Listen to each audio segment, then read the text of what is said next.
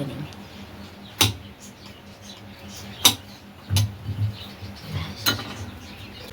Good morning. আজকে হচ্ছে সপ্তাহের প্রথম দিন, সোমবার। আর এই যে বড়মশাই রেডি হয়ে নিয়েছে, বাইরে যাবে 1 সপ্তাহের জন্য কাজে। ভালো লাগে না যখন অফিসে থেকে কাজ করে, সে যত রাত্রিরই হোক, দেরি হলেও কোনো অসুবিধা নেই, ঘরে তো থাকবে।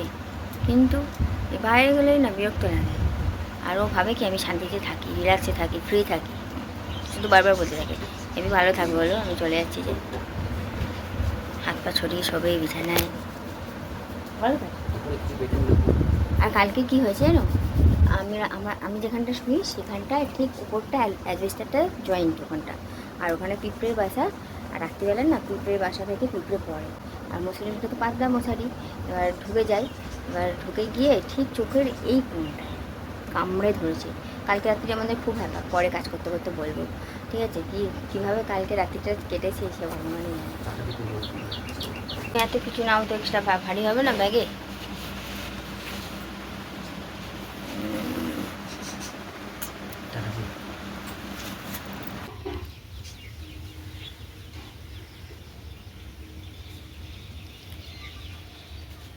কতটা প্যান গোটাতে হয়, রাস্তার কাদা তো আমাদের। জলের বোতলটা নিতে হবে, ওখানে জল আছে না?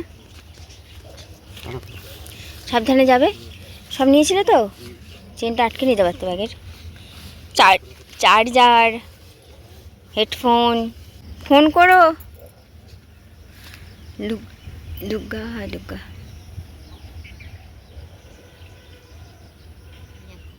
আমাদের গাছে না যে পাখি, টুনটুনি পাখির বাসা। দেখো গাছ থেকে পিঁপড়ে ধরে আর খাচ্ছে, খেয়ে বাচ্চাগুলোকে খাতে নিয়ে যাবে।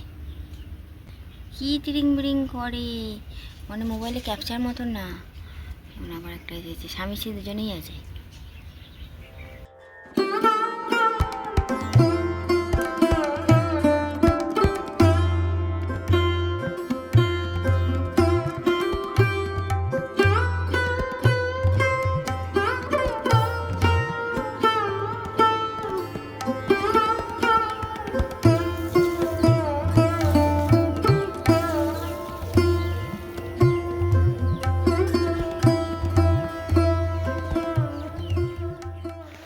চলো তাহলে চাল কুমড়োটা কাটতে কাটতে কাল রাতে কী হয়েছিল সেই গল্পটা তোমাদের সঙ্গে শেয়ার করি।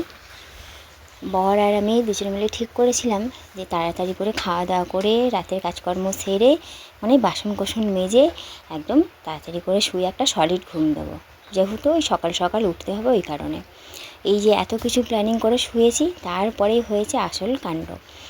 শুলাম, ঘুম তো আসছেই না, ভাবছি এই ঘুম চলে আসবে হয়তো আধা ঘন্টা পর, তারপরে ভাবছি হয়তো 1 ঘন্টা পর।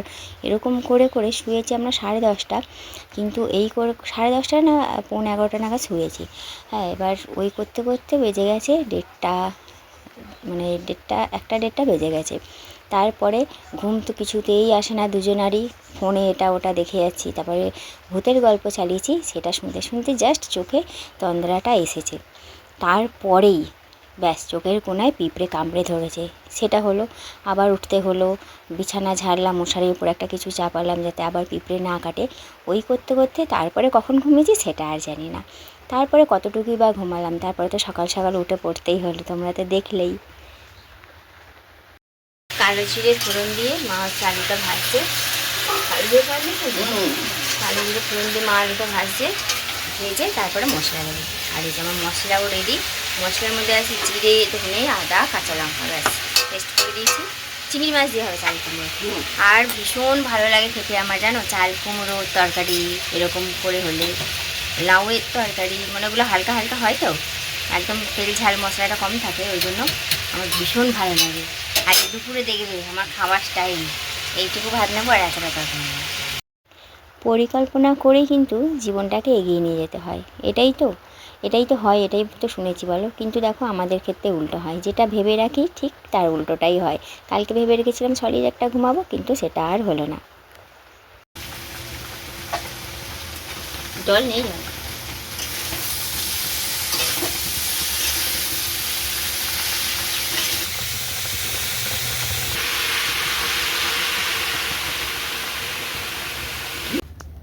এটা বড়টা বুঝলে, এটা বর পাখিটা পোকামাকড় ধরছে আর ভেতরে বউটা আছে, বউটাকে দিচ্ছে, বউটা বাচ্চাটাকে খাচ্ছে।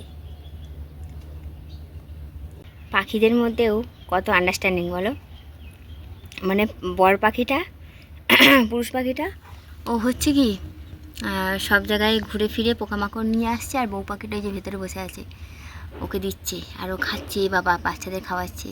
ওই দেখো, দেখতে পাচ্ছ মুখ বাড়া,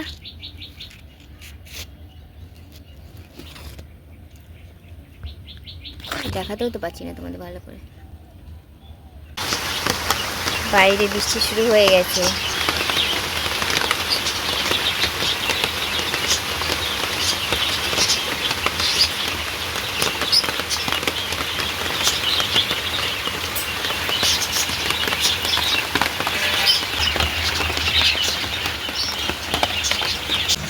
বাইরে তো বৃষ্টি শুরু হয়েছে, দেখলেই একদম বড় বড় ফোঁটা পড়ছে। আকাশ কিন্তু পরিষ্কার, এটা ভাসা মেঘের বৃষ্টি হচ্ছে।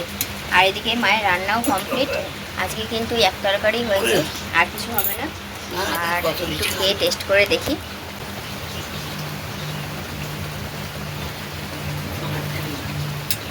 দারুণ, হেভি হয়েছে, হেভি। চাল কুমড়োতে একটাও দানা ছিল না। ঘড়ির কাটা দুপুর 1:30টার ঘরে, 1:30 না 1:05, হ্যাঁ সরি 1:05 ঘরে।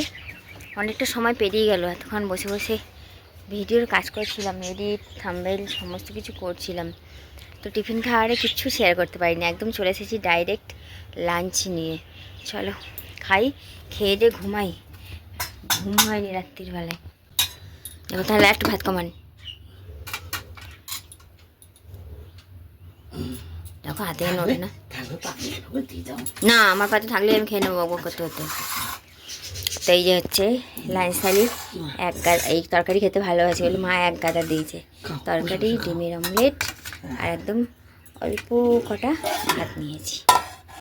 তাহলে চলো লাঞ্চ করে নিয়ে তারপর আসছি, কারণ মোবাইলে একদম চার্জই নেই। মোবাইলটা চার্জে বসিয়ে তারপরে খেতে বসবো, ঠিক আছে। চোখটা না ঘুমে ঢুলঢুল করছে, শরীরটাও ক্লান্ত লাগছে, কিন্তু ঠিক করেছি ঘুমাবো না। এখন যদি আমি ঘুমিয়ে নিই আবার আজ রাত্রিরেও জেগে থাকতে হবে। কার কার সাথে এরকমটা হয়, যারা দুপুরে ঘুমাও রাত্রি আর ঘুম আসে না, আমার সাথে এমনটাই হয়। ওই জন্য ঠিক করেছি যে ঘুমাবো না, একটু জাস্ট বিছানায় শোবো, একটু শরীরটাকে রিল্যাক্স করব। ওই জন্য যেখানটা দিয়ে গতকাল রাত্রে ঝরঝরে পিঁপড়ে পড়ছিল ওখানটা একটা লক্ষণ রেখা দিয়ে টেনে দিলাম। জানি না আটকাবে কি না আটকাবে, একটু টেনে দিয়ে রাখলাম।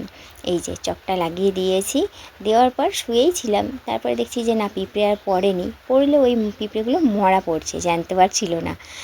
শুয়ে শুয়ে ভাবছিলাম থাক, মোবাইল কত আর দেখবো, একটু কাজ করা যাক। ওই জন্য ঠিক করলাম আলমারির যে আমার যে জামা কাপড়ের সেকশানটা ওটা একটু গুছিয়ে নিই। সব মানে এলোথেলো তো হয়নি, মানে এদিক ওইদিক হয়ে গেছে। দেখো আলমারি কিন্তু পুরোটাই গোছানো, তাও আমার ওই সেকশানটা যেখানটা আমার জামা কাপড় আছে ওখানটা একটু গুছিয়ে নিই। কিছু জামা কাপড় বাতিল করতে হবে, পরি না, হ্যাঁ পরেই আছে, ভালো জামা কাপড় অথচ পরি না, সেইগুলো ভাবলাম একটু বাতিল করি, আবার গুছিয়ে গাছিয়ে রাখি। ওই জন্য ব্যাস কাজে লেগে পড়েছি। তাই যাই হোক চলো আমার সেকশানটা খালি করে নিই, পরেরটা আজকে করবো না, কারণ একদিনে না অত ভালো লাগছে না। তোমরা ভাবছো হয়তো এইটুকু, কিন্তু এইটুকু তাই অনেক, কারণ সব কটা জামা আমাকে পরে পরে দেখতে হবে এখন, কোনটা বাতিল করব কোনটা করব না। আমরা মেয়েরা তো এরকমই, ভাবি যে বাতিল করে দেবো, তারপরে কিন্তু আর বাতিল করতে পারি না। বাতিল করেও আবার নিয়ে নিই যে না এখন ওটা পরা যাবে। এই হচ্ছে আমার বিয়ের বেনারসি, বাক্স করে যত্ন করে রেখে দিয়েছি। বিয়ের বেনারসি তো সবসময় পরা হয় না, যত্ন করে রেখে দিয়েছি। তো যাই হোক চলো রাতের ডিনার নিয়ে বসে পড়েছি, কারণ আলমারি আমার গোছানো হয়ে গেছে। হ্যাঁ অনেক জামাকাপড় বাতিলও করেছি, অনেক জামাকাপড় গুছিয়েও রেখেছি, সেটা তোমাদের পরে দেখাচ্ছি। এখন খাচ্ছি ডালিয়া, আর ডালিয়ার মধ্যেই লাউয়ের তরকারিটা একটু দিয়ে দিয়েছিলাম, আর বানানোর সময় একটু সয়াবিনও দিয়ে দিয়েছিলাম। তো এই যে দেখো এতগুলো জামাকাপড় আমার বাতিল হয়েছে। তো এই যে দেখো আমার জামা কাপড়ের যে সেকশানটা সেটা আমি সুন্দর করে গুছিয়ে রেখেছি। এই যে এই সাইডে আছে শুধু সায়া, এখানে আছে আমার কুর্তি, আর এখানে যে প্লাজো, ট্রাক প্যান্ট, জিন্সের প্যান্ট এগুলো এক জায়গায় রেখেছি। আর এই সাইডে আছে পুরোটাই আমার ব্লাউজ, এগুলো ভালো ব্লাউজ, পেছন দিকটা একটু কটনের উপর। আর এখানে তো বেনারসি আছে, একটা শাড়ি আছে দেখলেই। এই যে গুছিয়ে নিয়েছি।